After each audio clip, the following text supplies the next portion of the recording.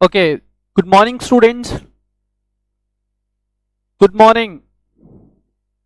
Good morning, good afternoon, good evening, जो भी student जब भी ये लेक्चर्स को एक्सेस कर रहे हैं। कैसे बेटा आप लोग? बढ़िया sir. I hope you all are doing well. I hope you all are doing well. सब मजे में। तो बच्चे आज से हम लोग स्टार्ट करने जा रहे हैं इंडियन कॉन्ट्रैक्ट एक्ट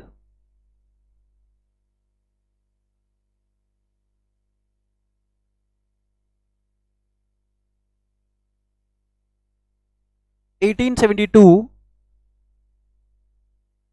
फॉर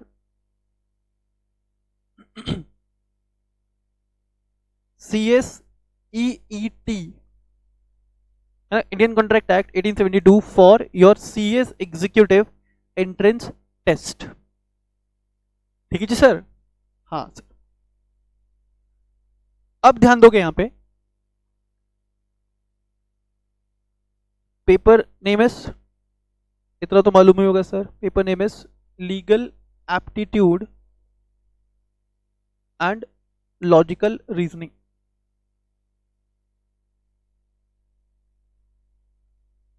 है ना? यस। ध्यान देना, Indian contract act 1872 for CSAT. तो एक चीज ध्यान रखना है यहां पे, at your CSEET level, at your CSEET level, we are going to have just an overview of,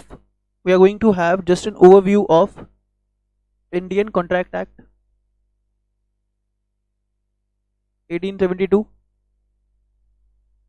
ठीक है? However, in depth Indian Contract Act 1872 आपको कवर किया गया है एट योर एग्जीक्यूटिव लेवल। तो सर एग्जीक्यूटिव में फिर से पढ़ने वाले? हाँ बेटे जी, एग्जीक्यूटिव में आप फिर से पढ़ने वाले Indian contract act 1872, constitution of India भी फिर से पढ़ने वाले हो, सेल्स ऑफ गुड्स एक्ट भी फिर से पढ़ने वाले हो, पार्टनरशिप एक्ट भी फिर से पढ़ने वाले हो। अच्छा सर, हाँ बेटे। चलो अभी स्टार्ट करते हैं अपन डिस्कशन। सर ये एक्ट में क्या पढ़ेंगे? तो what this act is all about, तो Indian contract act is a law, Indian Contract Act is a law relating to,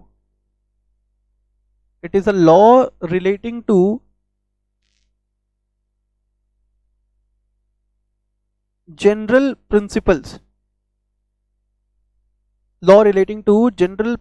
of contract. It is a law relating to general principles of contract, or it is a law relating to contracts. It is a law relating to contract, or this law regulates the contracts. In India. ठीक है? Indian Contract Act is one of the business laws. Indian Contract Act is one of the business laws. ठीक है? Business law क्या होता है sir? Law regulating the business transactions, laws regulating the business transactions. It is also known as mercantile law. ठीक है? हाँ जी sir. अब कुछ इसके बारे में हम लोग डिटेल्ड डिस्कशन कर लेते, प्रिलिमिनरी एस्पेक्ट डिस्कस कर लेते हैं ये एक्ट का। Indian contract act 1872 is based on English law.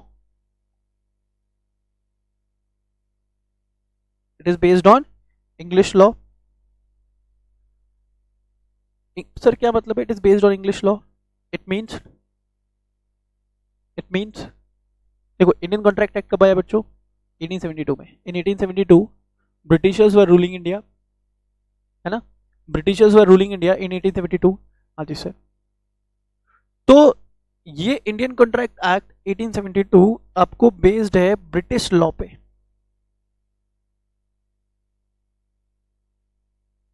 It is based on British law. अच्छा sir, although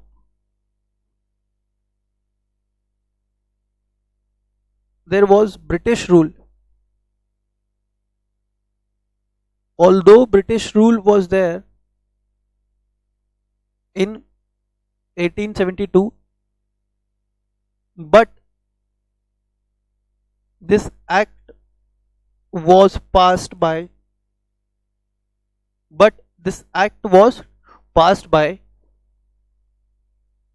Indian Parliament.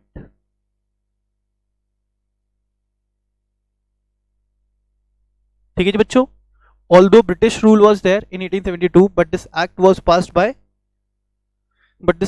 passed by Indian Parliament.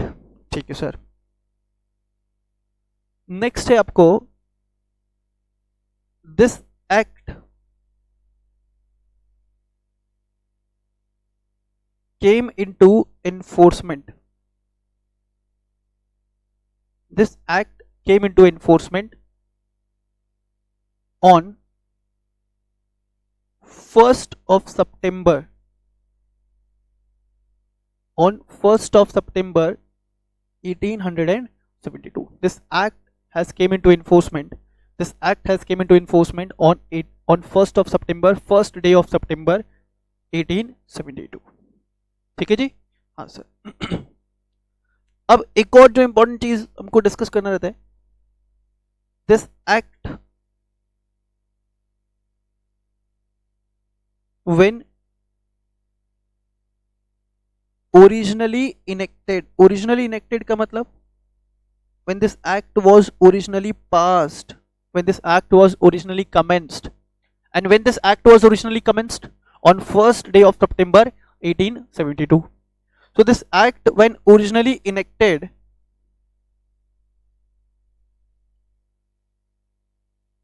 contained 266 sections, contained 266 sections, and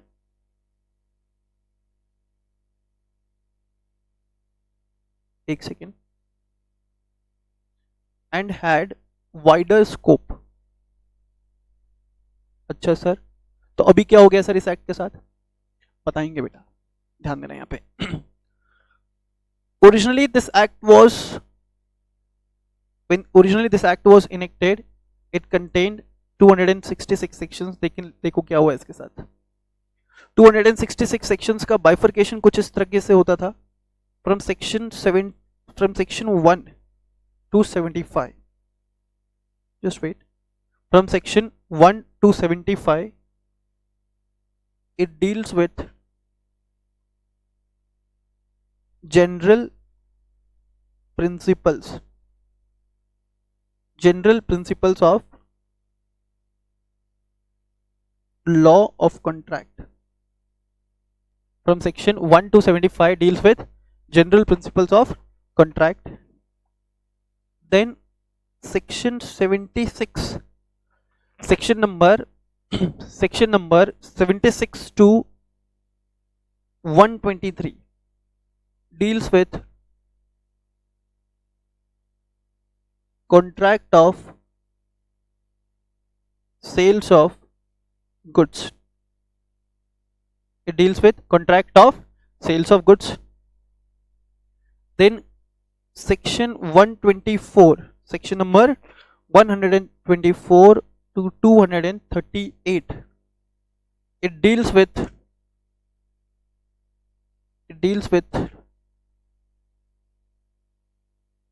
special contracts. It deals with special contract, जिसमें आ जाता है आपको contract related to pledge, then contract related to bailment, then contract related to agency,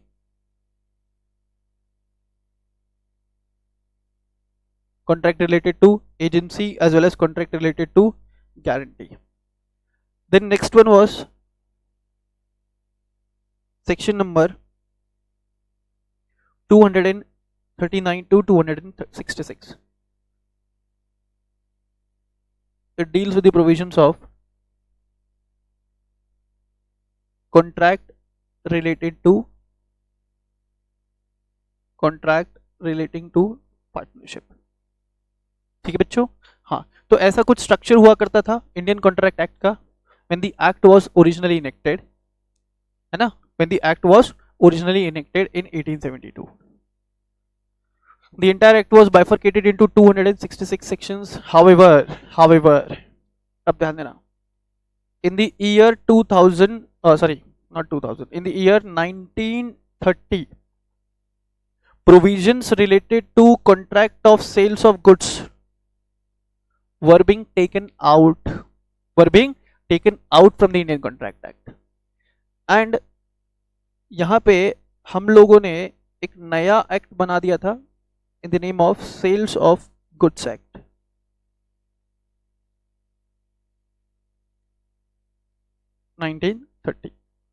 Sales of Goods Act 1930. तो provisions related to contract of sales of goods, which was earlier included in the Indian Contract Act itself, were taken out, है ना, and a new law and a new act has been made. A new act has been made dealing specifically with the provisions of contract of sales of goods. ठीक है जी बच्चों, in the same manner, in the year 1932, provisions relating to contract of partnership were being taken out. Provisions relating to contract of partnership were being taken out, and यहाँ पे भी a new law has been framed, जिसका नाम अपन ने दिया था the Indian Partnership Act. The Indian Partnership Act 1932. ठीक है बच्चों, अब यहाँ पे क्वेश्चन अराइज हुआ, सर ऐसा क्यों किया गया? Why the provisions related to contract of sales of goods, या why the provisions related to contract of partnership were being taken out from the Indian Contract Act? Reason being, it had a very wider scope. Reason being, due to inclusion of the provisions related to both these aspects, Indian Contract Act has become too lengthy. तो पहले एक घर में ये 4 लोग रहते थे, 2 ने घर छोड़ दिया, अब बचे कौन? ये दोनों, है ना, general principles as well as special contracts. यहाँ पे आप provisions related to contract of sales of goods आप सेपरेट एक्ट में पढ़ोगे, सेपरेट हेड के अंदर पढ़ोगे। In the same manner provisions related to contract of partnership आप सेपरेट हेड में पढ़ोगे under the Indian partnership act 1932। ठीक है जी बच्चों, हाँ जी sir. As well as for your CSEET examinations आपको स्पेशल कॉन्ट्रैक्ट कवर नहीं हो रहा है। स्पेशल कॉन्ट्रैक्ट से related provisions will be covered at your CS executive level, तो at EET level, executive entrance test level, हम लोग को बेसिकली क्या पढ़ना रहेगा बेटा? हमको पढ़ना रहेगा general principles relating to law of contract. ठीक है बच्चों, अच्छा एक और चीज, लॉ ऑफ कॉन्ट्रैक्ट पढ़ने का पैटर्न थोड़ा सा अलग रहेगा। इन दी फर्स्ट 4 to 5 classes,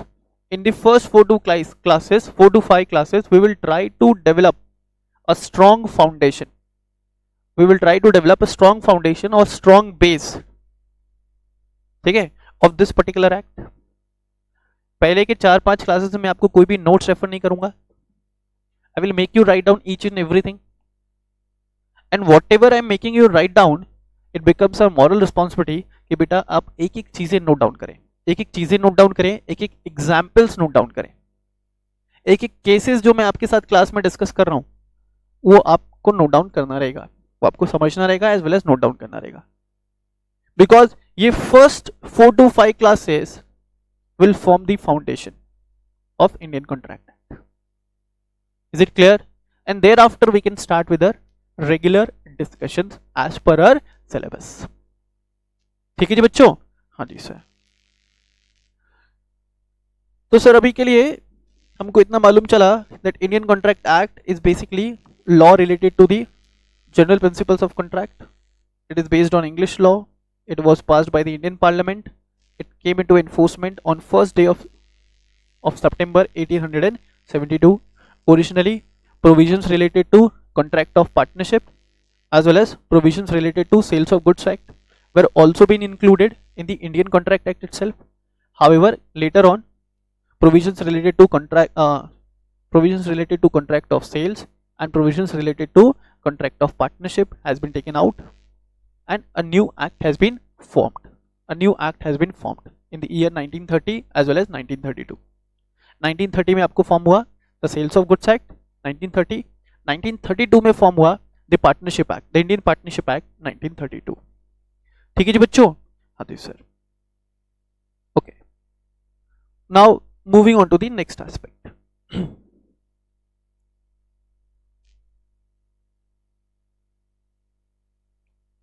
चलिए अब ध्यान देना यहाँ पे. तो बेटा अपन स्टार्ट करते हैं सेक्शन 1.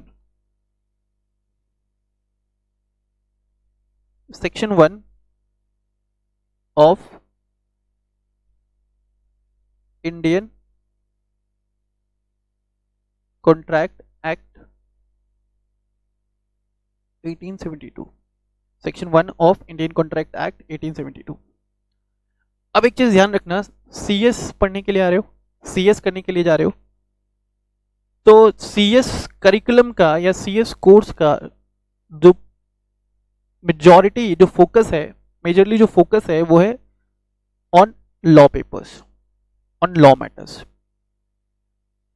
तो in your entire CS curriculum you are going to study many laws. ठीक है, many kinds of laws या many kinds of acts that you are going to study during your entire CS curriculum. अब कोई भी act पढ़ लो, ठीक है, किसी भी एक्ट का सेक्शन 1, किसी भी एक्ट का section 1 will contain 3 aspects. Section 1 of any act will contain 3 aspects. ठीक है बच्चों. तो हम अगर इंडियन कॉन्ट्रैक्ट एक्ट पढ़ रहे, यहाँ पे भी तीनों एस्पेक्ट कवर होने वाला है. कल को पार्टनरशिप एक्ट पढ़े, वही 3 एस्पेक्ट कवर होगा. सेल्स ऑफ गुड्स एक्ट पढ़े, वही 3 एस्पेक्ट कवर होगा. कंपनीज एक्ट पढ़े, वही तीनों एस्पेक्ट कवर होगा. Is it clear? हाँ जी सर. देखने का यहाँ पे सर क्या 3 एस्पेक्ट है. तो सबसे पहले आता है शॉर्ट टाइटल. ठीक है, देन आएगा extent of applicability, as well as third aspect will be date of commencement. Law पढ़ने का यही तरीका है. Start with your section number 1. ठीक है बच्चों. हाँ सर. सर ये है क्या, समझा दो तो. शॉर्ट टाइटल बेटा डिफाइन करता है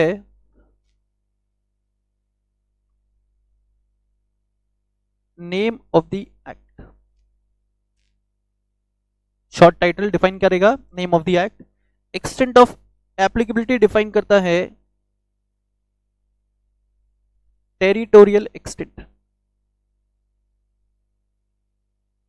ये एक्ट, एक कोई भी पर्टिकुलर एक्ट कहां पे एप्लीकेबल है. Territorial extent of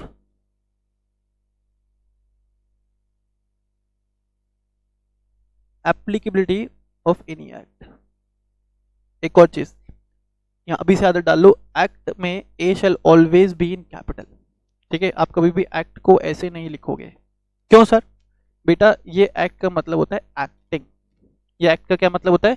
acting. You will never write act like this. ठीक है, act A should always be in capital. ठीक बच्चों. हाँ जी. Territorial extent of applicability of any act and date of commencement है from which date that particular act has came into enforcement. ठीक है sir.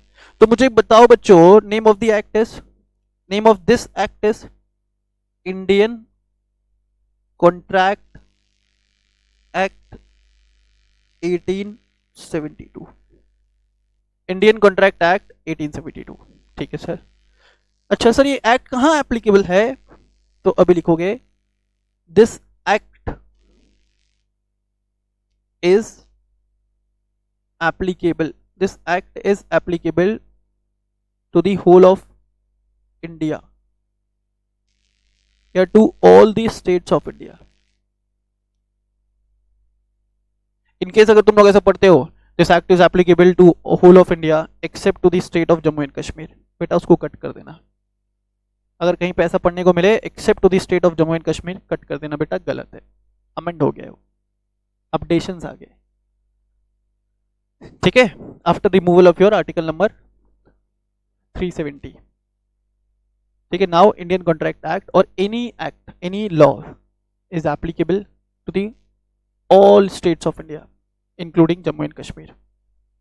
ठीक है बच्चों, हाँ जी सर. डेट ऑफ कमेंसमेंट, कब ये एक्ट कमेंसमेंट में आया, तो this act has came into commencement on first day of September as earlier said 1872. First day of September 1872. ठीक है बच्चों, हाँ जी सर. नाउ कॉपी करना है, आप उसको कॉपी कर सकते हैं. Now we will be moving on to the next aspect. ठीक है, we will be discussing this term contract. ठीक है, हाँ जी सर. समझाने वाला हूं, प्लीज फोकस रखिएगा क्लास के अंदर. कॉन्ट्रैक्ट सुना है आप लोगों ने पहले? हाँ सर सुना तो है हम लोगों ने. What is contract? Anyone? What is contract? ध्यान देना, कॉन्ट्रैक्ट का मतलब an agreement, N agreement which is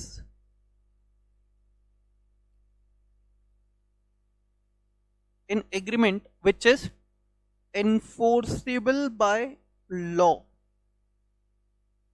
An agreement which is enforceable by law. Thus, in order to understand the term contract, अभी देखो यहाँ पे दो एलिमेंट है.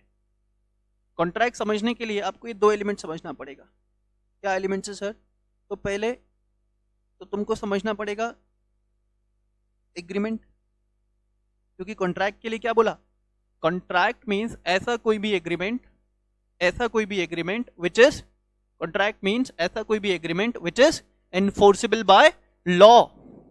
तो सर दो एलिमेंट यहां पे आपको समझना रहेगा. First is agreement, what is an agreement, and what do you mean by this term enforceable by law. What do you mean by this term enforceable by law? Okay sir. तो next question arise हुआ, अभी contract का meaning clear है क्या? नहीं sir meaning clear नहीं है. Meaning clear होने के लिए हमको क्या समझना रहेगा? एग्रीमेंट.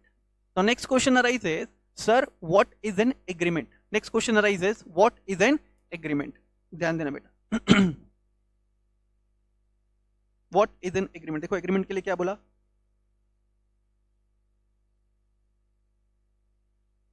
एग्रीमेंट के लिए बोला क्या? When a promise or set of promises, when a promise or set of promises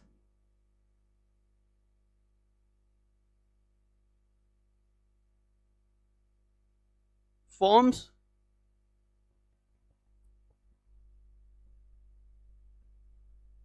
consideration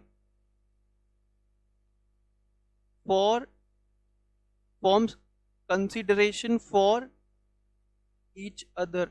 When a promise or set of promises forms consideration for each other. Sir ये भी नहीं आया. एग्रीमेंट को समझने के लिए क्या समझना पड़ेगा? एग्रीमेंट को समझने के लिए समझना पड़ेगा sir meaning of promise as well as meaning of consideration.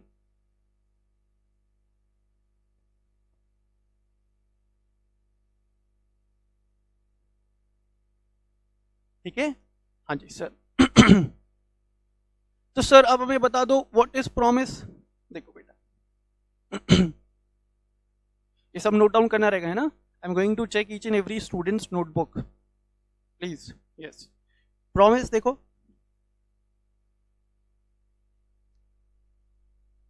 Promise means when an offer made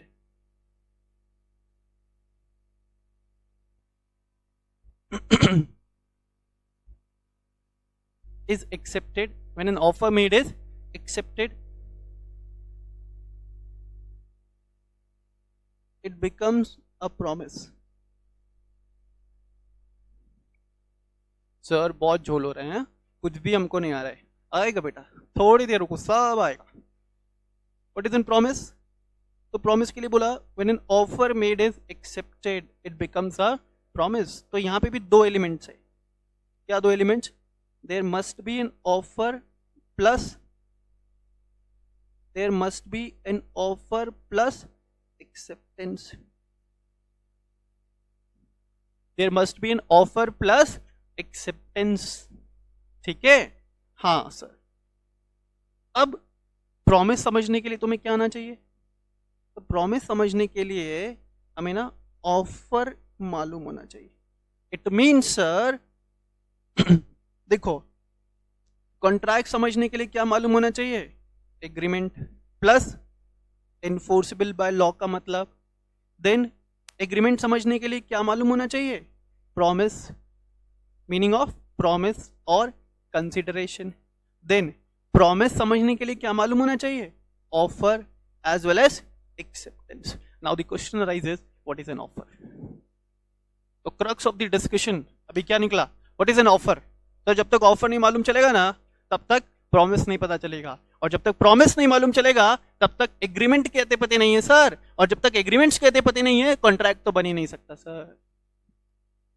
contract तो बन ही नहीं सकता सर। तो सर अब ना विदाउट वेस्टिंग एनी टाइम हमें जल्दी से बताओ what is an offer? What is an offer? तो I will be moving on to next slide, ध्यान देना। ऑफर ध्यान से समझते। ऑफर क्या होता है? मान लो मेरे गली में ना एक लड़का रहता है, मालूम है तुमको? ठीक है, his name is mister Lal. Although he is black but his name is, although is black but his name is Mr. Lal. Okay, nice sir, अच्छी बात है। और मेरे ही कॉलोनी में एक लड़की भी रहती है। अच्छा सर, लड़की भी रहती है? हाँ बिल्कुल, लड़की भी रहती है, अंकल भी रहते हैं, आंटी भी रहती है। ये लड़की, her name is Miss Black. Sir, although she is red, but her name is Miss Black. Oh, ये तो मिसेस हो गया, सॉरी बेटा। हाँ, mister Lal and miss black. अब देखो क्या हो रहा है। On a fine Sunday,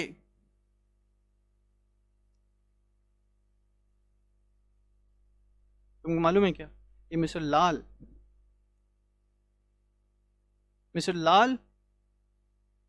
used to like Miss Black. So on a fine Sunday evening,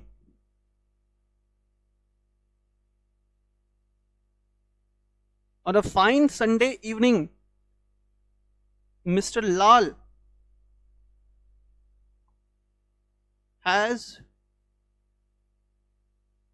made a proposal.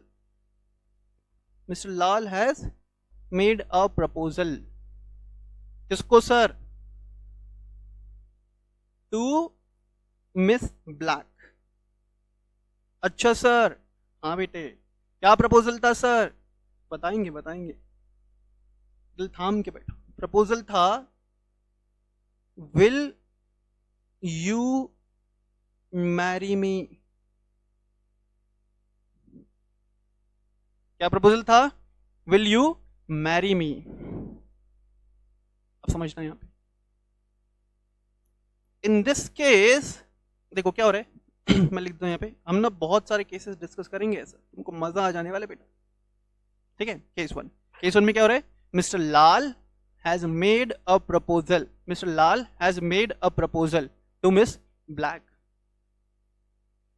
ठीक है, with a view or with an intention of obtaining, with an intention of obtaining the assent or descent of Miss Black।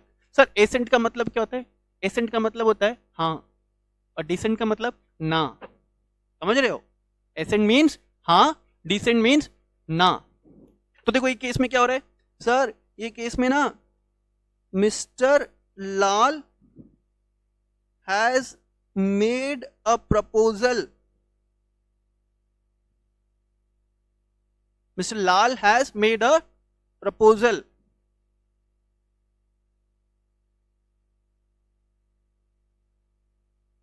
with an intention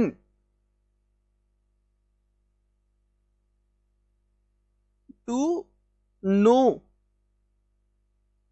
the assent। ठीक है, with an intention to know the assent। assent का मतलब क्या बताया sir ने, assent का मतलब sir ने बताया हाँ, और descent of Miss Black। समझ रही पब्लिक? यस, तो I can say that Mr Lal has made an offer, Mr Lal has made an offer.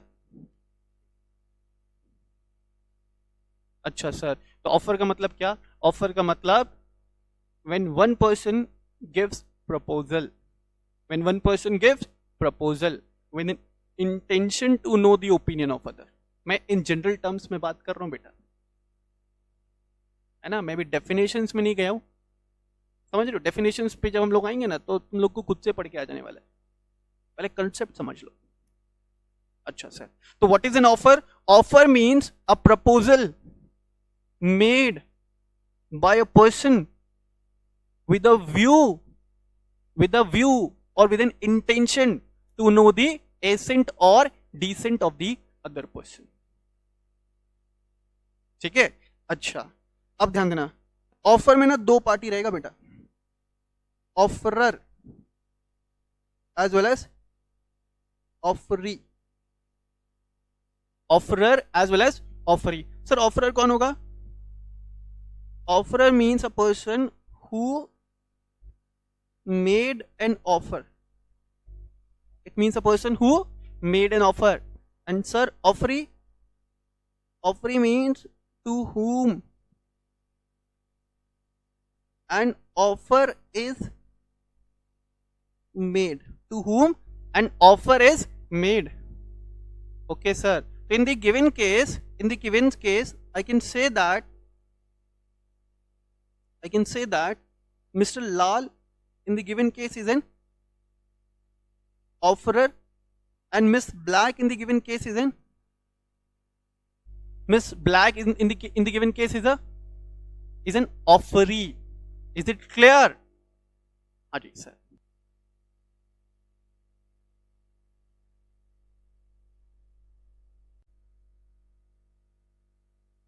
yes, clear है आपको, क्लियर है, तो आप ध्यान देना यहाँ पे। अब यहाँ पे क्या बनता है, from the above case we can draw some conclusion. क्या conclusion sir,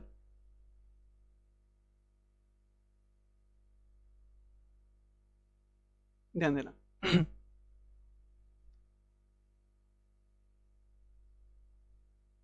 in the above case, अब तुम देखो mister Lal has made an offer, तो उसके दो पॉसिबिलिटीज, या तो हाँ या ना। ठीक है, हाँ बोला तो in the above case if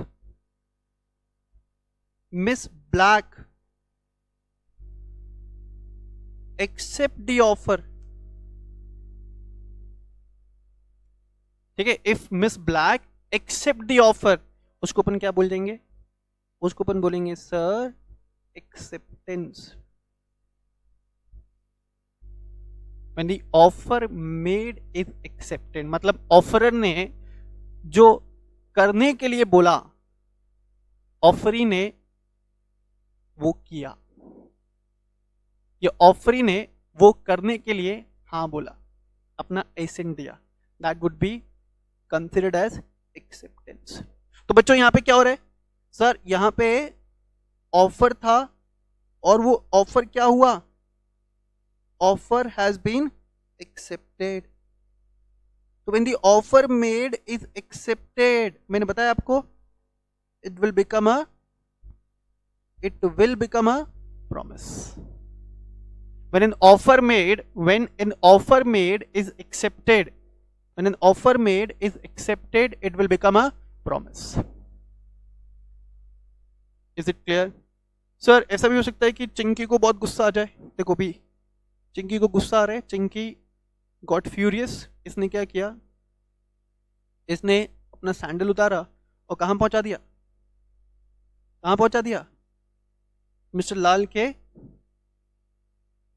face पे। देखो आंख फोड़ दिया उसका, बहुत खतरनाक लड़की थी रे। कौन? Miss black. तो यहां पे क्या हुआ, offer plus rejection, offer plus rejection. तो क्या ये प्रॉमिस बन पाएगा? Whether it will make a promise, answer is no. बोलो बेटा, इज इट क्लियर है? हाँ जी sir. Okay, now moving on to next aspect, moving on to next slide. ध्यान देना बेटा, अब ऑफर जो है, offer can cover to aspect. अच्छा हाँ बेटा बिल्कुल, offer can cover two aspects. क्या सर, क्या दो एस्पेक्ट्स है? It can ask to do something, offerer में आस्क टू डू समथिंग, और ऑफरर में ask to abstain, from doing.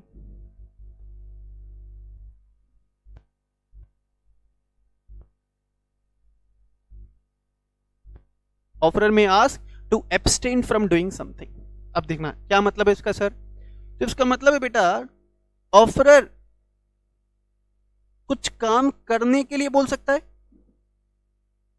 या ऑफरर कुछ काम ना करने के लिए बोल सकता है। एब्सटेन का मतलब होता है बेटा to prevent. Abstain means what? To prevent. आप सभी स्टूडेंट मेरे साथ ये कॉपी करते चलेंगे। Abstain means what? To prevent. Sir कोई एग्जाम्पल है क्या? बिल्कुल है एग्जाम्पल। अब ध्यान देना, यहां पे देखो, ये है मिस्टर गोलू। तुम में से है कोई गोलू? बबलू, छोटू, सोनू, मोनू, एनीवन? अगर कोई गोलू है कोई? अरे बोलो भाई। नहीं बोलेंगे सर, मत बोलो। अगर कोई गोलू है कमेंट बॉक्स में जरूर लिखना। ये है चिंकी। अच्छा, चिंकी है तुम में से कोई? हाँ सर, कमेंट बॉक्स में लिखने का बेटा। एंड ये है बबलू। बबलू भी होगा तुम में से कोई, ध्यान देना। अभी क्या हो रहा है यहां पे, Chinki is getting married to Bablu. अच्छा हाँ सर, लॉकडाउन में नहीं, लॉकडाउन के बाद Chinki is getting married to mister Bablu. Sir ऐसे कैसे बोल रहे हो? ऐसा ही है, Chinki is getting married to mister Bablu. अब ये बात ना गोलू से सही नहीं जा रही बेटा, झेल नहीं पा रहा है गोलू बिल्कुल नहीं चाहता कि चिंकी किससे शादी कर ले, बबलू से शादी कर ले। अच्छा सर, अभी देखो एक ऐसा गेम खेलता है। कौन? गोलू ने क्या किया, Golu has made a proposal.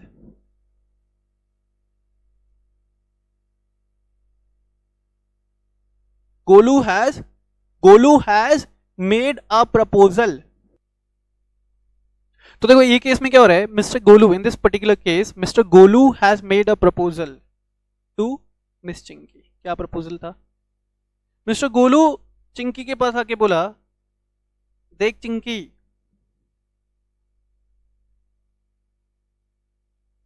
अगर तू बबलू से शादी नहीं करती तो मैं तुम्हें या मैं तुझे 25 लाख रुपीस दूंगा. कितना? 25 lakh rupees. So in this case, Golu has made a proposal to Chinky, and that proposal is made from abstaining the Chinky, है ना, or from या for abstaining the Chinky or for preventing Chinky from getting married to Bablu. From getting married to Bablu. Is it clear? तो ये second aspect cover करते हैं. क्या cover हो रहा है इसमें? क्या कवर हो रहा है? Abstain from doing anything or abstain from doing something. So it can also be considered as the offer. If accepted by the Chinky, acceptance. If not accepted, rejection. Accept हुआ तो it will become a promise. ठीक है बच्चों? हाँ जी sir. For example, we made a proposal to you all to come and attend our face to face classes. Offer है क्या? हाँ सर, ऑफर है. आपने एक्सेप्ट किया तो it will be considered as acceptance. Thus it can or it will become a promise. दूसरा aspect, I made an offer to you all not to attend classes at a particular institute. तो यहां पे क्या हो रहा है? I am making you an offer for abstaining you या for preventing you from attending classes at a particular XYZ institute. ठीक है बच्चों? तो ऑफर में दोनों एस्पेक्ट कवर होंगे, either to do something or not to do something. Clear है? हाँ जी sir. And when an offer is accepted, it will become promise. ठीक है? तो सर प्रॉमिस का मतलब हमको मालूम चला, प्रॉमिस मने क्या सर? तो प्रॉमिस मने ऑफर प्लस एक्सेप्टेंस. ठीक है सर, आई बात समझ में? हाँ जी सर. अब ध्यान देना, प्रॉमिस हो गया. अब फिर सर आपने बताया था क्या बेटे? सर आपने बताया था एवरी प्रॉमिस और set of promises. Every promise और सेट ऑफ प्रोमिसेस का मतलब पहले समझ लो. सेट ऑफ प्रोमिसेस का मतलब बेटा more than one promise is involve. Set of promises means what? More than one promise is involved. Every promise or set of promises means what? So is it clear? हाँ sir. Every promise or set of promises forming consideration for each other. Set of promises का मतलब क्या? More than one promise. मैं लिख देता हूं यहाँ पे, forming consideration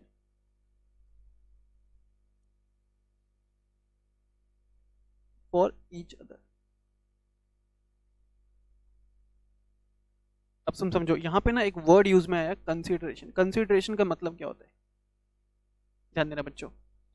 कंसीडरेशन का मतलब हुआ यहाँ पे, मैं नेक्स्ट पेज पे ले लेता हूँ इसको, ले लूं? हाँ सर, देखो मैंने लास्ट स्लाइड में लिखा एवरी प्रॉमिस और set of promises. Set of promises means what? Set of promises means more than one promises involved, forming consideration for each other, forming consideration. अब देखो यहाँ पे जो वर्ड कंसीडरेशन है, मैं अगर इन जनरल बात करूं तो कंसीडरेशन का मतलब हो गया इन जनरल सर्टेन वैल्यू। क्या मतलब हो गया बच्चों? Certain value in return. क्या मतलब हो गया? Certain value in return. Sir अच्छे से समझाओ। हाँ बेटे बिल्कुल अच्छे से समझाते हैं। फॉर एग्जाम्पल नॉलेज अकेडमी, ठीक है, knowledge Academy has made you an offer, okay, has made you, तुम कौन हो? तो सर हम तो स्टूडेंट है, ओके, तो Knowledge Academy has made you an offer. क्या offer? To come and attend your law classes, to come and attend your law classes at Knowledge Academy. Sir Knowledge Academy ने offer दिया, आपने offer दिया? अरे मैं और Knowledge Academy एक ही है बेटा। सर आपका नाम नॉलेज अकेडमी है? नहीं मेरा नाम नॉलेज अकेडमी नहीं है। मान लो कि मैं और नॉलेज अकेडमी एक ही। I have made you an offer to come and attend the law classes, to come and attend the law classes at Knowledge Academy, ठीक है। अभी मैंने तुमको ऑफर दिया, अच्छा, फॉर ₹5,000 पर स्टूडेंट, मैंने फीस भी बता दिया, फॉर ₹5,000 पर स्टूडेंट। क्लियर है? अब देखो यहां पे क्या होने वाला है, अब ये कुछ group of student who have decided, ठीक है, after attending the lectures on YouTube channel, they have decided that they will attend the class at knowledge academy। तो यहाँ पे क्या हो रहा है बच्चों, देखो यहाँ पे नॉलेज अकेडमी, नॉलेज अकेडमी यानी कि मैं, मान लो ये मैं, सर आप ऐसे दिखते हो? नहीं मैं इससे अच्छा दिखता हूँ, बट मैं अच्छा आर्टिस्ट नहीं हूँ, समझ रहे हो? सर हम ऐसे दिखते हैं? नहीं बेटा आप भी ऐसे नहीं दिखते, आप भी बहुत अच्छे दिखते हैं, पर मैंने बोला ना कि मैं अच्छा आर्टिस्ट नहीं हूँ। अब तुम समझो यहाँ पे आई have made you an offer, made the students an offer, ये स्टूडेंट्स, ठीक है बच्चों, ये कौन? स्टूडेंट्स। तो नॉलेज एकेडमी ने ऑफर दिया, ठीक है, ऑफर दिया, किस चीज का ऑफर है? To teach law subject to these students, ठीक है। तो नॉलेज एकेडमी यहाँ पे कौन? तो सर नॉलेज एकेडमी यहाँ पे हो गया ऑफरर, एंड ये स्टूडेंट्स कौन बेटा यहाँ पे? these students will be considered as offeree, these students will be considered as offeree, ठीक है बच्चों, बोलो हाँ। हाँ सर। अब तुम समझो, मान लो ये स्टूडेंट्स ने ऑफर एक्सेप्ट किया, offer has been accepted, offer has been accepted, है ना? तो ऑफर प्लस एक्सेप्टेंस। सर एक और वर्ड तो बोले थे आप, कंसिडरेशन, एक और चीज बोले थे कंसिडरेशन। सर कंसिडरेशन का मतलब क्या हुआ? अब तुम समझो, कंसिडरेशन का मतलब सर ने क्या बताया था? In general certain value in return. मुझे तुमको पढ़ा के क्या मिलेगा? मुझे तुमको पढ़ा के क्या मिलेगा? तो सर आपको हमें पढ़ा करके क्या मिलने वाला है? फीस मिलने वाला है। तो मेरे लिए कंसिडरेशन क्या हो गया बेटा? फीस। तुम्हें मुझसे पढ़ के क्या मिलेगा? तुम्हें मुझसे पढ़ के मिलेगा नॉलेज। तुम्हारे लिए कंसिडरेशन क्या हो गया? Knowledge. Is it clear? Is it clear? हाँ सर, तो यहाँ पे ना in this given case set of promises are involve. ठीक है, तो कैसे कैसे जब बताओ तो देखो, यहां पे इन this given case knowledge academy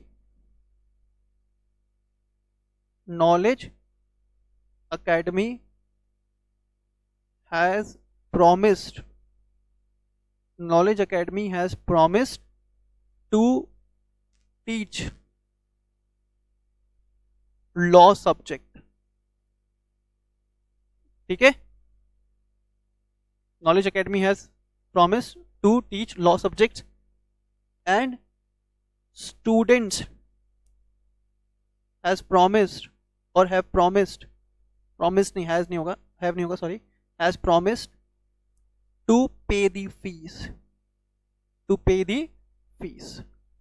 so in this case set of promises are being involved forming consideration for each other। तो स्टूडेंट्स के लिए कंसिडरेशन क्या, उनका सिलेबस, लॉ का सिलेबस। नॉलेज एकेडमी के लिए कंसिडरेशन क्या, नॉलेज एकेडमी के लिए कंसिडरेशन क्या बेटा, तो बेटा सर नॉलेज एकेडमी के लिए कंसिडरेशन यहाँ पे क्या हो जाएगा, फीस हो जाएगा। नॉलेज एकेडमी के लिए कंसिडरेशन क्या, फीस। बोलो क्लियर है? हाँ जी sir.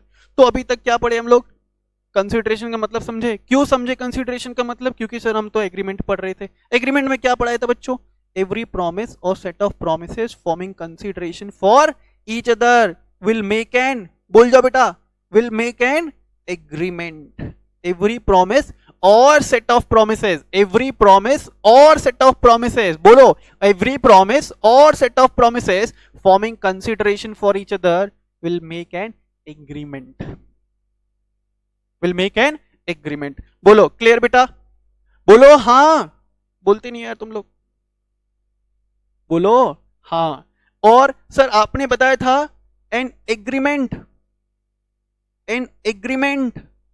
Which is enforceable, an agreement which is enforceable by law, an agreement which is enforceable, repeat करना, an agreement which is enforceable by law will become a contract. An agreement enforceable by law, an agreement बोलेगा बेटा, an agreement enforceable by law will become a contract। अच्छा sir अब समझ में आया। देखो कहानी कहां से शुरू होगी, कहानी स्टार्ट होगी ऑफर से। ऑफर का मतलब क्लियर है, बिल्कुल सर। वो ऑफर क्या हो जाएगा, एक्सेप्ट। ठीक है बेटा, तो ऑफर प्लस एक्सेप्टेंस क्या बन जाएगा सर, ऑफर प्लस एक्सेप्टेंस बन जाएगा promise.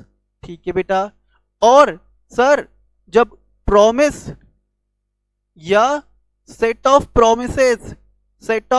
Promises more than one promise is involve, when promises और सेट ऑफ प्रोमिसेस, इसमें क्या जुड़ जाना है, बोलो बेटा, इसमें जुड़ जाना है कंसीडरेशन।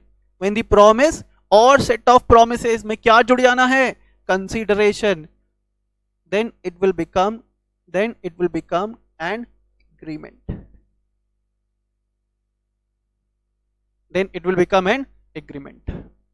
and sir जब एक एग्रीमेंट क्या हो जाना है, when an agreement becomes enforceable or when an agreement is enforceable by law, when an agreement is enforceable by, when बोलो बेटा, when an agreement is enforceable by law, तो sir वो क्या बन जाएगा, वो बन जाएगा कॉन्ट्रैक्ट। तो सर इसका ये मतलब भी हो सकता है क्या बेटे, कि अगर कोई एग्रीमेंट एनफोर्सेबल बाय लॉ नहीं है तो कॉन्ट्रैक्ट नहीं है। हाँ बेटे, if an agreement is not enforceable by law it will not form a contract. आया मजा, आया मजा, बोलो हाँ। हाँ जी sir, if an agreement is not enforceable by law it will not make a contract। अच्छा सर आप ये भी बता दो एग्रीमेंट enforceable by law कब होता है, when an agreement becomes enforceable by law। तो ध्यान देना बेटा, देखो यहां पे क्या लिखा, enforceable by law। आप अगर चाहें तो जब भी ये वीडियो लेक्चर देख रहे हैं आप पॉज कर सकते हैं, ठीक है, पॉज करके and you can note down all the things that I made you write down on the screen, है ना। जब आप क्लास में आएंगे you will be given with the notes, ये सभी हैंड रिटन नोट्स के आपको नोट्स मिलेगा पीडीएफ फॉर्म में, ठीक है, अलॉन्ग विद द बुक, ठीक है, कंपाइल्ड बाय अविनाश शाह, ठीक है। अब देखो एनफोर्सिबिलिटी पे आते हैं, हम लोगों ने एग्रीमेंट पढ़ा, अब हम लोग को क्या पढ़ना रहेगा, when an agreement is enforceable by law, because when an agreement is enforceable by law it will form a contract, when an agreement is enforceable by law it will form a contract। अब समझो, an agreement is enforceable by law when all the essential, an agreement is enforceable by law when all the essential elements of a valid contract is present, when all the essential element of a valid contract is present। तो when an essential when all the essential element of a valid contract is present, तब क्या हो जाएगा बेटा, तब क्या हो जाएगा, वो एग्रीमेंट बन जाएगा एनफोर्सेबल बाय लॉ। सर कौन कौन से एलिमेंट्स हैं वो, चलो स्टार्ट करते हैं अभी। मजा आ रहा है, मजा आ रहा है बेटा, बोलते नहीं तुम लोग, बोलो हाँ हाँ सर, ध्यान देना। तो एलिमेंट्स में first element, there must be at least 2 or more persons, ये फर्स्ट एसेंशियल एलिमेंट, ये first essential element, there must be at least 2 or more persons, in order to form a contract there must be at least 2 or more persons, जिसमें से एक कौन होना चाहिए हमेशा, तो सर एक होना चाहिए ऑफरर, एंड दूसरा कौन होगा बेटा, दूसरा होगा offeree,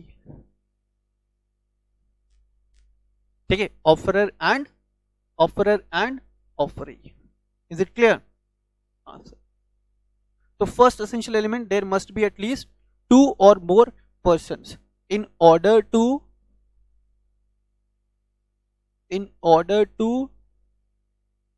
form a contract, in order to form a contract। अब देखो फॉर एग्जाम्पल, मान लो कि ये गुल्लू, कौन है सर, गुल्लू, हाँ ये गुल्लू, ठीक है। अभी गुल्लू एक मोबाइल शॉप पे गया, गुल्लू गया मोबाइल शॉप पे, ठीक है, मोबाइल शॉप पे गुल्लू ने देखा और गुल्लू को पसंद आया एक फोन जिसका नाम था आईफोन, आईफोन है, गुल्लू अकेला है, आईफोन इसको पसंद आया, iPhone 11 pro.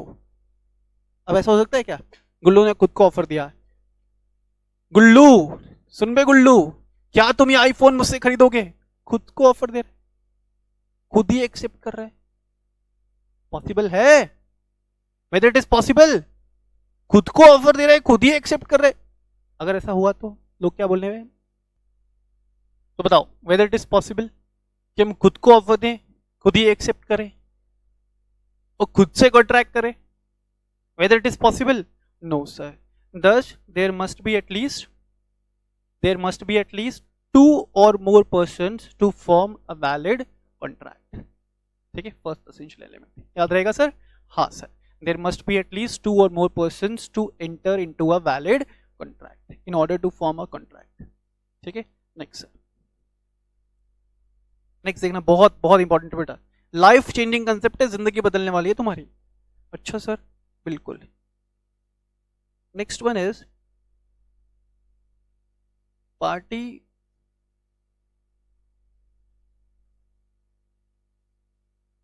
parties to contract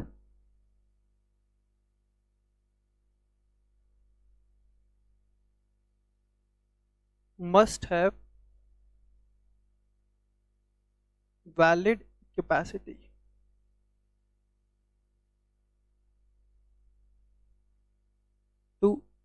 enter into a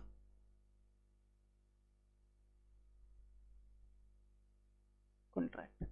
Parties to contract must have a valid capacity to enter into a contract. Means sir, बताएंगे बेटा. It means जो पार्टीज कॉन्ट्रैक्ट कर रही है, इट मींस जो भी ऑफरर या ऑफरी है, they must have legal capacity, they must have legal capacity और valid capacity to enter into a contract. Sir और अच्छे से बताओ ना. बिल्कुल बताएंगे, ध्यान देना यहाँ पे. नेक्स्ट पेज पे आ रहा हूं मैं. Capacity to contract.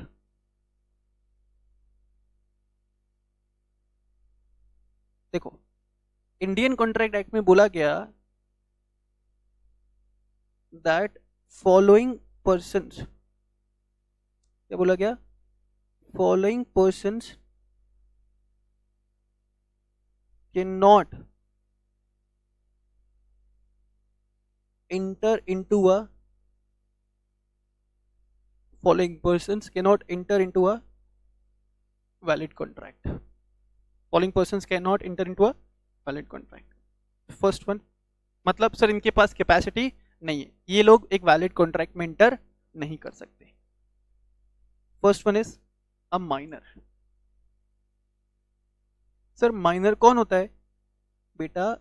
माइनर होता है एनी इंडिविजुअल, मेरे और आपके जैसा, any individual below the age of 18 years, who is below the age of 18 years. तो बताओ तुम में से कौन कौन माइनर है? सर हम में से गोलू भी माइनर है, चिंकू भी माइनर है, पुनीत भी माइनर है, अंकित भी माइनर है, राहुल भी माइनर है, गीतिका भी माइनर है. अरे सब माइनर हो क्या? हाँ सर अभी हम सब माइनर. तुमको मालूम है you cannot enter into a valid contract. If you are a minor, if you are below the age of 18 years, you cannot enter into a valid contract. Sir contract करना हो तो, अरे नहीं कर सकते बेटा, नहीं कर सकते. अभी हम छोटे हैं ना, अभी हम छोटे हैं ना. हाँ सर, सर 18 इयर्स होने के बाद कर पाओगे. तो any person who is below the age of, any person who is below the age of 18 years can not enter into a valid contract. Is it clear? Any person who is below the age of 18 years cannot enter into a valid contract. अच्छा sir, दूसरा देखो, second case कौन नहीं कर सकता?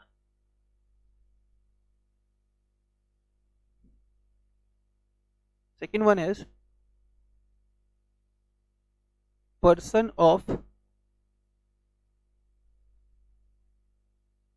Unsound mind. अच्छा, person of unsound mind का मतलब, अनसाउंड माइंड का मतलब क्या होता है? अनसाउंड माइंड थोड़ा सा खिसका हुआ है ना. तो में से किस किस का खिसका हुआ है कोई ऐसा? है कोई पर्सन ऑफ अनसाउंड माइंड? पागल है कोई? Person of unsound mind means mad person, one who is not able to take a prudent decision, one who is not able to decide, one who is not able to take a prudent decision for him, for himself or for herself, is a person of unsound mind. अच्छा sir, हाँ अब देखो यहाँ पे भी एक case आता है. क्या केस है सर? मान लो ये है मिस्टर आलू. क्या नाम है बेटा? मिस्टर आलू. अब देखो मिस्टर आलू के साथ में बहुत ट्रेजेडी होती है, बहुत ट्रेजेडी होता है, बहुत ट्रेजिक लाइफ है इनकी. मिस्टर आलू के पेरेंट्स इसको हमेशा बोलते ए तू पागल है, ए तू पागल है. आलू के फ्रेंड्स, पेरेंट्स पागल बोलते हैं, फ्रेंड्स पागल बोलते हैं, टीचर्स इसको पागल बोलते हैं, ठीक है, सोसाइटी वाले इसको पागल बोलते हैं, ठीक है, और जो ये क्लास अटेंड कर रहे हैं वो बच्चे भी आलू को कौन बोलते हैं? आलू को क्या बोलते हैं? पागल. ठीक है, आलू को सब पागल बोलते हैं। बताओ whether aloo can enter into a contract, whether aloo can make a valid contract? No sir. क्यों बेटा? सर आपने तो बोला any person of unsound mind. हाँ मैंने बोला, लेकिन क्या तुम्हारे बोलने से कोई भी पागल हो जाता है? क्या तुम्हारे बोलने से कोई भी पागल हो जाता है? हाँ या ना? तुम तो हर किसी को पागल बोलते हो, समझ रहे हो? तुम तो हर किसी को पागल बोल जाते हो बेटा, तुम्हारे बोलने से कोई पागल नहीं होता। तो यहाँ पे पर्सन ऑफ अनसाउंड माइंड का मतलब, person of unsound mind it means a person of unsound mind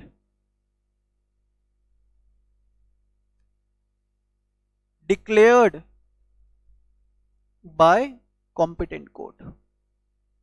जिसको person of unsound mind declare किया, किसने? एक कॉम्पिटेंट कोर्ट ने। So person of unsound mind means a person who is declared a person of unsound mind by any competent court. तुम्हारे बोलने से कोई पागल नहीं हो जाता। Is it clear? Is it clear? हाँ सर। अब यहाँ पे भी ना देखो दो केसेस होता है, यहाँ पे भी दो केसेस है।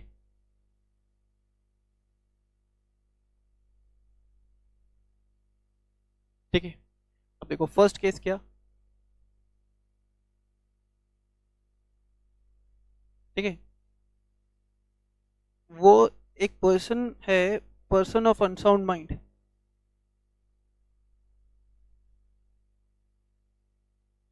कंप्लीटली, मतलब बिल्कुल पागल है। सर बिल्कुल पागल है? हाँ बिल्कुल पागल है। तो एक पर्सन जो बिल्कुल पागल है, declared by a competent court, can not enter into a cannot enter into a valid contract। अब दूसरा केस देखो, बहुत मजेदार केस है। तुमने मूवी देखा क्या, मुझसे शादी करोगी? देखा क्या? In that movie there was a character Kader Khan. अभी उसको क्या होता था, वो मंडे को कुछ और कैरेक्टर में आ जाता था, ट्यूसडे को कुछ और कैरेक्टर बन जाता था, वेंसडे को कुछ और कैरेक्टर बन जाता था, थर्सडे को कुछ और कैरेक्टर बन जाता था। एक ऐसा पर्सन जो यार सुबह 6 बजे से दिन को 12 बजे तक तो बिल्कुल नॉर्मल रहता है, लेकिन दिन के जैसे ही 12 बजते हैं ना उसका दिमाग घूम जाता है। He becomes person of unsound mind। Sir ऐसा होता है क्या? होता है बेटा, हो सकता है ऐसा, that a person remains normal for a part of the day and for the other part of the day he becomes person of unsound mind। So whether it is possible? Yes, it is possible।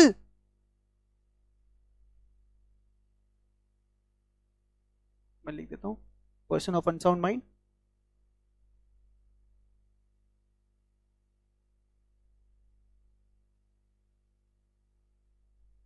मैं लिख दूं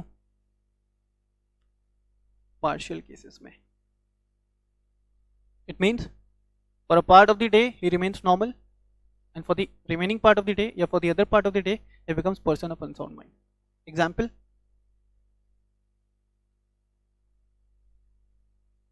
गोलू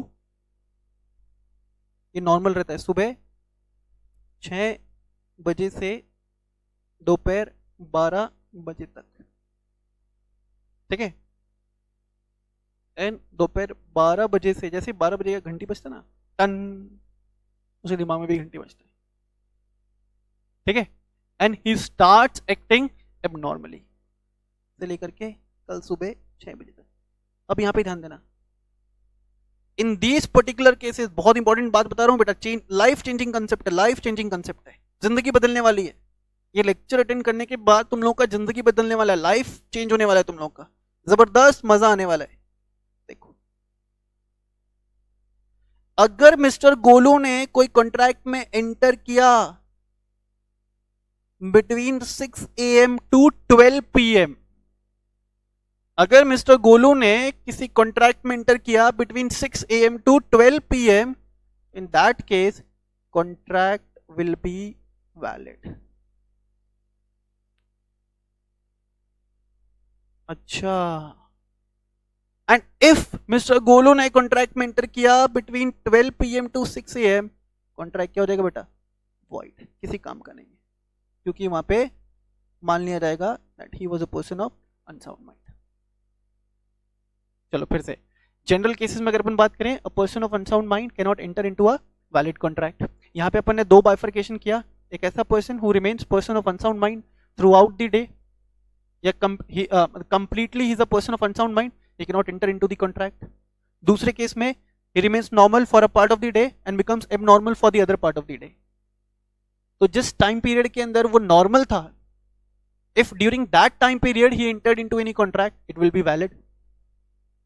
ठीक है, and for the time period when he was abnormal, अगर वो time period में कोई भी कॉन्ट्रैक्ट किया तो that will be treated as void. That would be treated as void. void का मतलब अभी के लिए मैं बता देता हूं, void का मतलब which is not enforceable by law, जो किसी काम का नहीं है। अच्छा तो सेकंड केस में हो गया पर्सन ऑफ अनसाउंड माइंड या ल्यूनेटिक या ड्रंकन पर्सन, समझ रहे हो? ड्रंकन पर्सन भी यहां पे कवर होता है। It means what? It means a person cannot enter into a valid contract when such person is acting under the influence of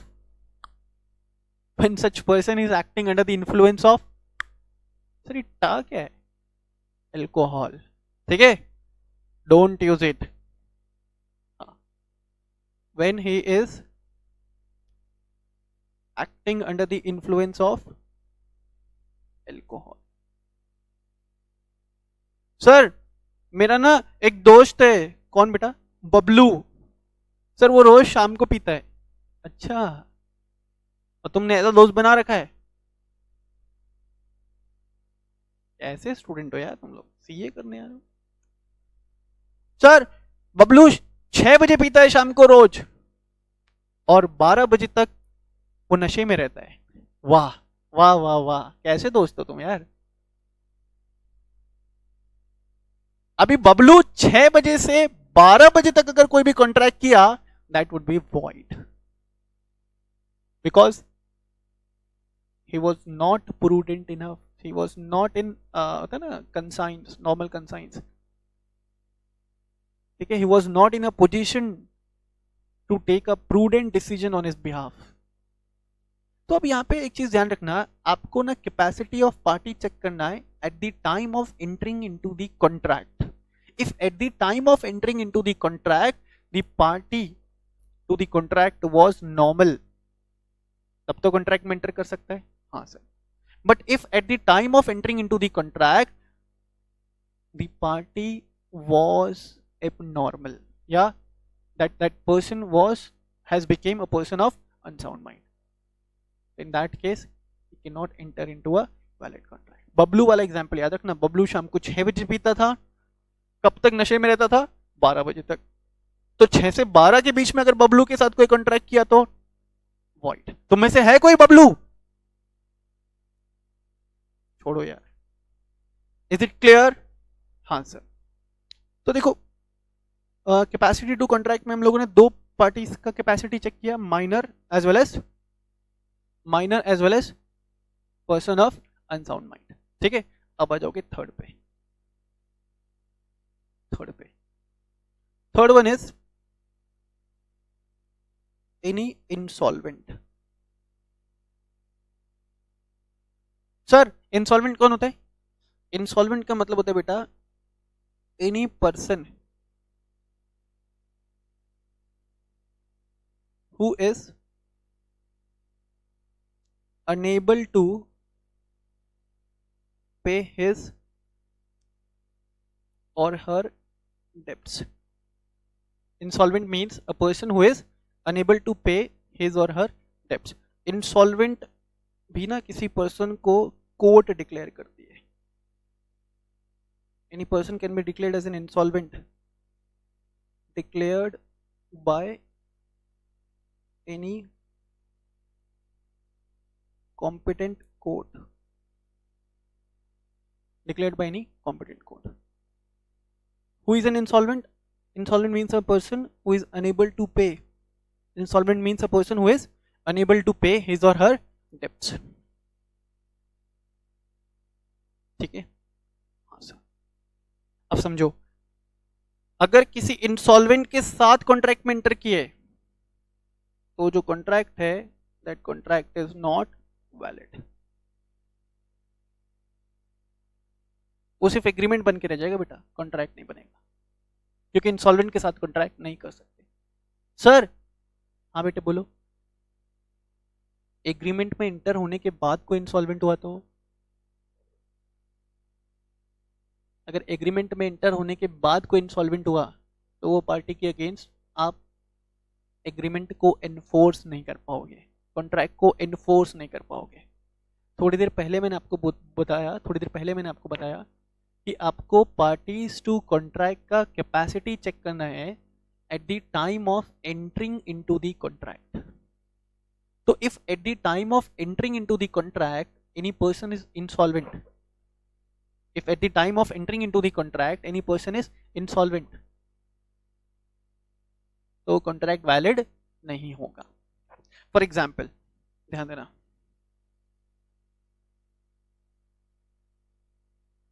ठीक है, इसका नाम है चिंकी एंड इसका नाम है Pinky.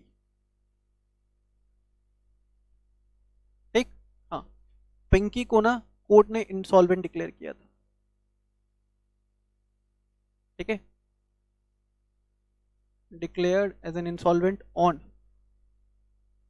19th of March 2020. Pinky has been declared as an insolvent on 19th of March 2020. ठीक है, हाँ सर. अब चिंकी को ये चीज मालूम नहीं थी. Chinki was not aware of this fact. Chinki has made an offer. Chinki has made an offer to Pinky. क्या ऑफर था sir? For selling her car. ये रहा उसका कार. लैम्बोर्गिनी है क्या सर? लैम्बोर्गिनी नहीं है, लेकिन लैम्बोर्गिनी से कम भी नहीं है. 4 कार को जोड़ के बनाया एक कार. तो Chinki has made an offer to Pinky for selling her car. ठीक है, कितने में sir? For ₹50,000. and Pinky has accepted the offer. अब अगर एक्सेप्ट कर लिया ऑफर तो भैया यहाँ पे ऑफर भी है और एक्सेप्टेंस भी है प्लस कंसिडरेशन भी है, तो एग्रीमेंट तो बन गया. यहाँ पे ऑफर है, एक्सेप्टेंस है, कंसिडरेशन है. चिंकी के लिए कंसिडरेशन क्या? चिंकी के लिए कंसिडरेशन है 50,000 रुपए. ठीक है, और पिंकी के लिए कंसिडरेशन क्या? पिंकी के लिए कंसिडरेशन है बेटा कार. समझ रहे हो? ये ऑफर, ये ऑफर ही. तो क्या हो रहा है? Set of promises. Chinki has promise to deliver the car, Pinki has promise to make the payment. Set of promises है, forming consideration for each other है. तो सर हाँ बेटा, यहां पे तो एग्रीमेंट बनेगा. बिल्कुल बेटा, पर क्या ये एग्रीमेंट कॉन्ट्रैक्ट बन पाएगा? No sir, because parties to contract did not have valid capacity to enter into a valid contract. आज समझ में आया? बात आया समझ में? बोलो हाँ. Yes sir. तो insolvent, an insolvent cannot enter into a valid contract. Is it clear? Is it clear? हाँ जी सर. आप ये वीडियो को पॉज करके कॉपी कर लेना. I am moving on to next slide. Okay sir, हम कर लेंगे. इतना तो कर ही सकते हो यार तुम लोग, अभी वैसे भी फ्री बैठे हैं सब लोग. ध्यान देना. तो हमने सर 3 पार्टी डिस्कस किया. Any person who is below the age of 18 years cannot enter into a valid contract. Any person of unsound mind and insolvent. अब आ जाओ फोर्थ पे. फोर्थ में आ गया any person who is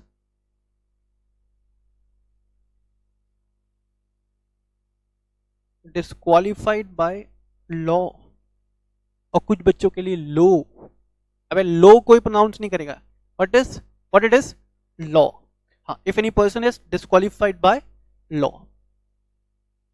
अब देखो disqualified by law का मतलब हो गया है ऐसा कोई व्यक्ति जिसको कोर्ट ने डिस्क्वालीफाई किया है.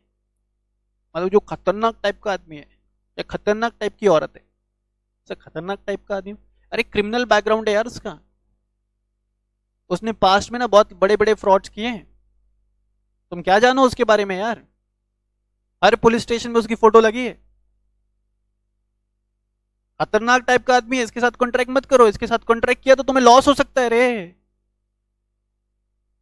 क्रिमिनल टाइप का है. कॉन्ट्रैक्ट में ना कॉन्ट्रैक्ट करके तुम्हारे को मार भी देगा. ये बहुत खतरनाक आदमी है.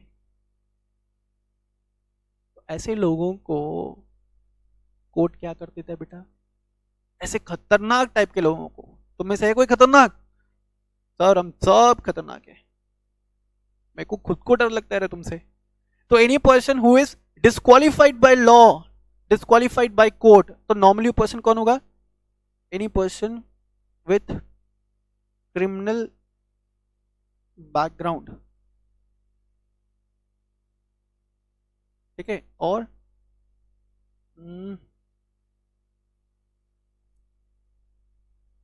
has committed any frauds और any scam, कोई कांड किया है in past. ऐसे लोगों को भी क्या होता है, कोर्ट डिस्क्वालीफाई कर देते हैं. ठीक है. अब मान लो कि हमारे अजमेर का दादा, अजमेर का दादा कौन? अजमेर का दादा है पप्पू पेजर. ठीक है. हर पुलिस स्टेशन में, हर पुलिस थाने में इसकी फोटो लगी, बड़ी बड़ी फोटो लगी. पप्पू पेजर ने ना ये मिस्टर मटका, ऐसा कैसा नाम है सर? ऐसा ही नाम होता है बेटा मेरे एग्जाम्पल में. I can not help it. Mister मटका से कॉन्ट्रैक्ट किया, एग्रीमेंट किया. क्या एग्रीमेंट? फॉर सेलिंग इस कार. ठीक है. ये पप्पू पेजर ने कार बेचने के लिए कॉन्ट्रैक्ट किया. किससे? मिस्टर मटका से. फॉर ₹20,000. सिर्फ 20,000, सिर्फ 20,000. और तुमको मालूम है मटका ना, मिस्टर मटका लालच में भी आ गया. ये पैसे लेकर के पहुंचा किसके पास? पप्पू पेजर के पास. एंड पप्पू पेजर कौन? मैंने बोला बहुत खतरनाक आदमी रे. He is already disqualified by court. अभी मिस्टर मटका 20,000 रुपए लेकर के पहुंचा. पप्पू पेजर क्या करता है? उससे वो 20,000 रुपए भी छीन लेता है और अपनी कार में भाग जाता है. कार भी नहीं देता है. बताओ ऐसा भी कुछ होता है क्या? ऐसा भी कोई होता है क्या? हाँ यहाँ पे तो ऐसा ही है. अभी देखो मिस्टर मटका इज क्राइंग. खून के आंसू आ रहे हैं सर. 20,000 रुपए गए हैं. 20,000 रुपए की बात है. 20,000 रुपए भी चले गए और कार भी नहीं आया. क्या मिस्टर मटका पप्पू पेजर के अगेंस्ट कोई भी एक्शन ले पाएंगे? Answer is no. क्यों सर? क्योंकि बेटा यहाँ पे कॉन्ट्रैक्ट ही नहीं है. क्यों sir? Pappu pager do not have valid capacity. Pappu Pager do not have valid capacity to enter into a valid contract. बोलो मजा आया? हाँ सर. तो नेक्स्ट पॉइंट था any person who is disqualified by law. इसमें बेसिकली कौन cover हो रहा है? Any person with criminal background और who has committed any kind of fraud और scam in the past cannot enter into a valid contract. चलिए आगे. आगे आता है एन एनिमी. एनिमी कौन? एनिमी का मतलब सर दुश्मन. दुश्मन तुम समझो, वो तुम लोगों का डेफिनेशन है, लेकिन तुम्हारे हिसाब से लॉ नहीं चलता ना। यहाँ पे एनिमी का मतलब, यहाँ पे एनिमी का मतलब है citizen of any country, citizen of any country with whom we are in a state of war.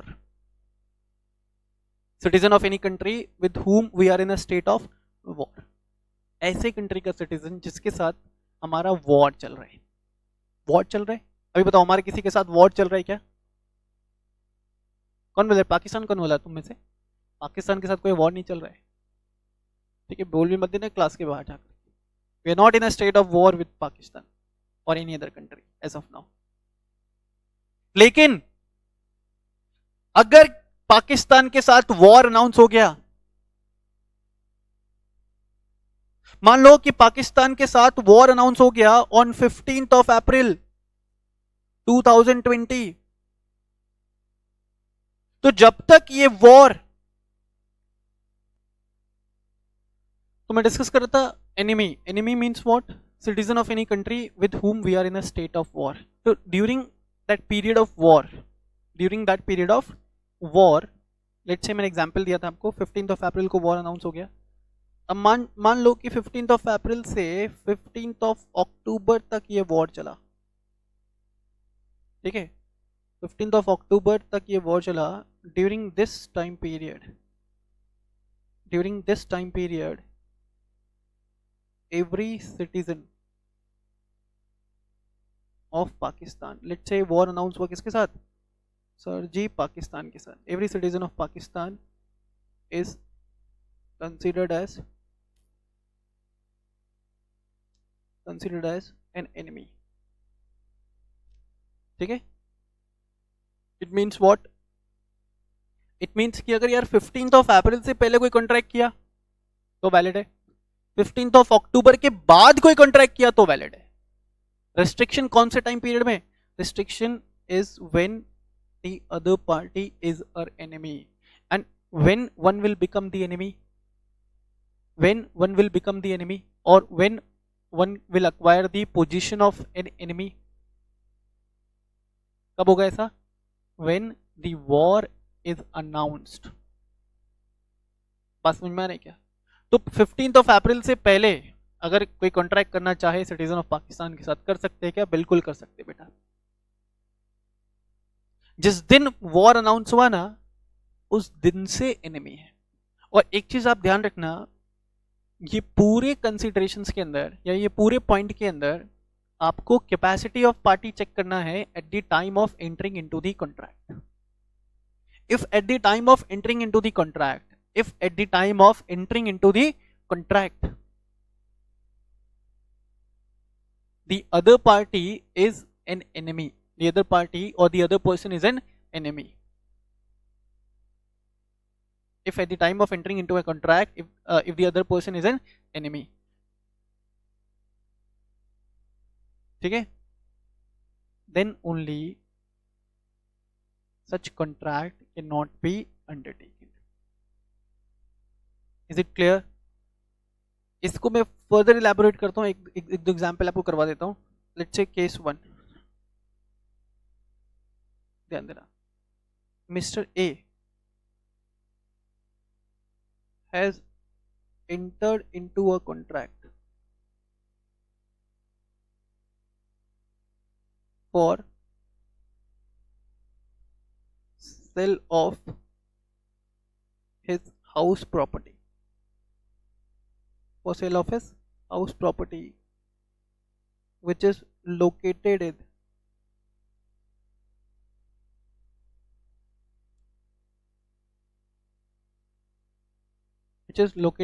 Vaishali Nagar, ठीक है? which is located in Vaishali Nagar with Mr. B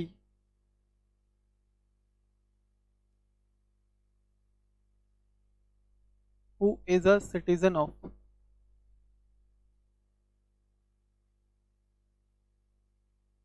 Bangladesh. ठीक है, कब एंट्री किया?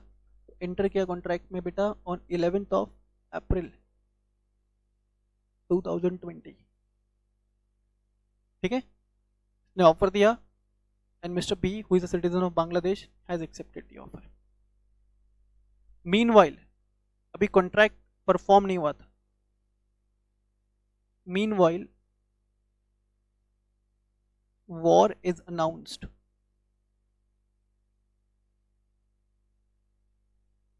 with Bangladesh